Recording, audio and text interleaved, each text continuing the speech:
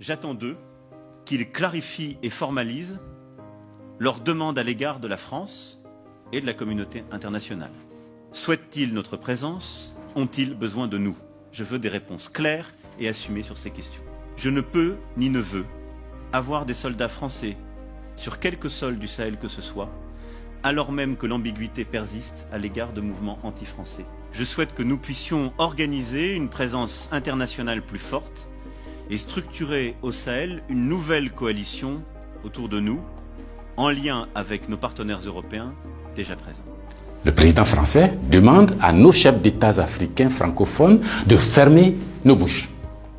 Parce que, selon lui, nous cultivons un sentiment anti-français. Mais vous savez très bien que c'est faux. Monsieur le président Macron, il n'y a pas de sentiment anti-français ici. Ce que vous appelez sentiment anti-français, d'ailleurs, comment vous allez présenter ça?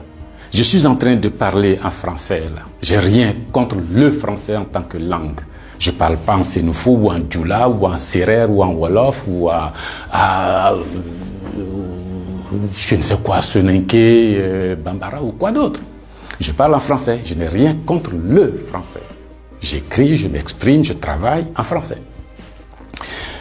Je n'ai rien contre les Français. Nous n'avons ici en Afrique francophone rien contre les Français. Ils sont nombreux, ils ont des entreprises, ils créent des emplois pour nous, ils payent des impôts. Nous sommes nombreux à travailler avec eux, à travailler pour eux. Ils travaillent souvent pour nous. Nous sommes des amis, nous nous marions, nous vivons ensemble ici comme en France sans aucune animosité. Donc, c'est pas un sentiment contre les Français ou contre le Français. Ce que vous appelez sentiment anti-français en réalité, c'est un ras-le-bol, c'est une révolte, c'est un refus de la mainmise de l'État français sur nos autorités et par ricochet sur nos économies, sur nos peuples. C'est ce que nous refusons. Les relations incestueuses entre l'État français et les États africains, c'est ce que nous refusons. Les relations de connivence entre l'État français et les États africains, c'est ce que nous refusons. Parce que simplement ces relations étouffent la démocratie, ces relations étouffent le respect des droits de l'homme, ces relations étouffent la possibilité que nous devons avoir de demander des comptes à nos dirigeants. Ces relations étouffent l'expression plurielle chez nous.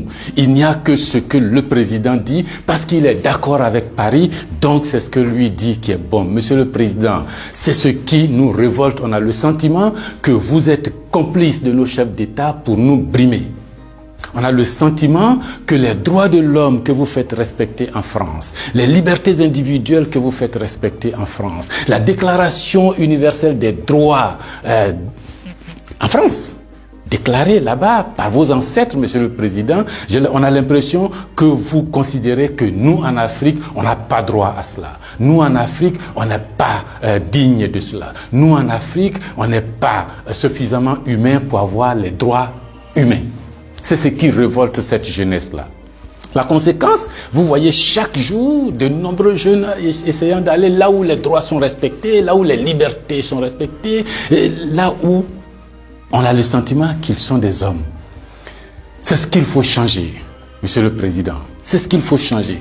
Vous pouvez parler 1000 fois à nos chefs d'État, vous pouvez leur donner des instructions 1000 fois, mais ça ne changera rien dans la tête des populations africaines ici, dans l'esprit des populations africaines ici. L'idée est que nous voulons redevenir des hommes libres.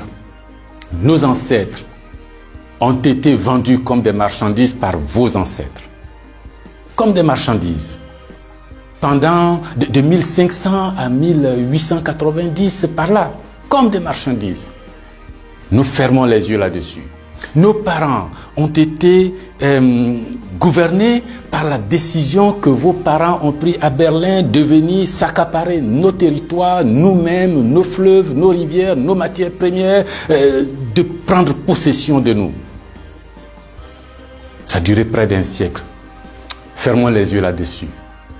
Vos prédécesseurs ont considéré que nos chefs d'État devraient être juste des délégués pour eux, pour nous maintenir ici. Comment on peut avoir le sentiment français quand on descend à l'aéroport d'Abidjan? Le boulevard qu'on prend s'appelle Giscard d'Estaing. Le pont qu'on emprunte s'appelle De Gaulle. Et la route qu'on utilise pour aller à l'université s'appelle boulevard Mitterrand. Et puis partout, on a Trèche-la-Plaine, Port-Bouët, Binger. Non!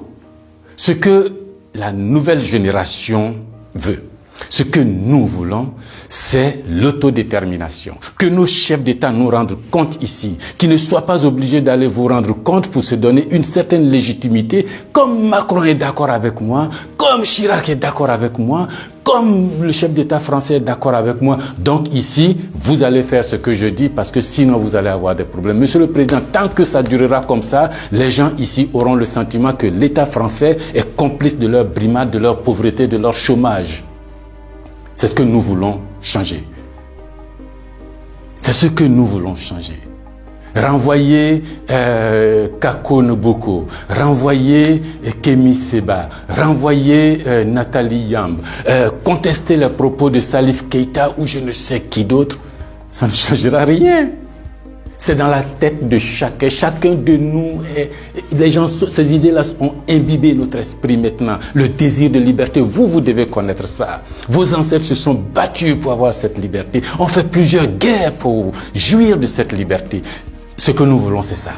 Liberté de commerce, liberté de nous organiser, nous autodéterminer, faire ce qui est bon pour nous sans nuire à vos intérêts. Mais ça ne vous dit pas de venir nous imposer vos intérêts. Si vous pensez, chers auditeurs, que ce message vaut la peine d'être diffusé et que nous soyons nombreux à nous l'approprier, sans animosité, sans bestialité, mais avec fermeté et conviction, il faut liker, il faut partager. Parce que c'est l'Afrique de demain qui se joue là. Nous ne voulons plus être des marchandises, nous ne voulons plus être sous la tutelle de quelqu'un, nous voulons redevenir des hommes libres.